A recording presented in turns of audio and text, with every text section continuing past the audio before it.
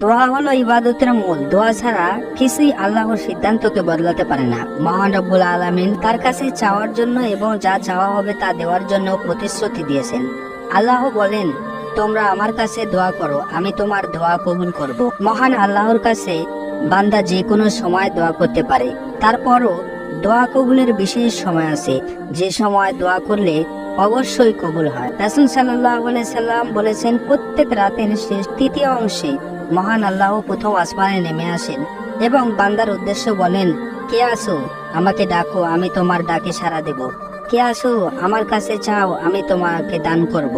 কে আসো, আমার কাছে ক্ষমা প্রার্থনা করে, আমি তোমাকে ক্ষমা করে দেব। রাসূল সাল্লাল্লাহু আলাইহি সাল্লাম বলেছেন, জুমার দিন একটি সময় আছে, সে সময় আল্লাহর কাছে কোনো দোয়া করলে আল্লাহ অবশ্যই সে চাহিদা পূরণ করে দেন। সে সময়টি হলো জুমার দিন আসর থেকে মাগরিব পর্যন্ত। দোয়া করলে সে দোয়া কবুল হয়। রাসূল সাল্লাল্লাহু আলাইহি সাল্লাম আরো বলেন, আযান ও ইকামতের মধ্যবর্তী সময়ে দোয়া ফিরিয়ে দেওয়া হয় না। ইফতারের সময় দোয়া। নবী সাল্লাল্লাহু আলাইহি সাল্লাম বলেছেন, 3 ব্যক্তির দোয়া কখনো ফিরিয়ে দেওয়া হয় না।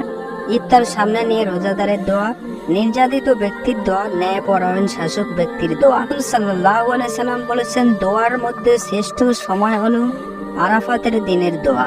কদরের রাতে দোয়া।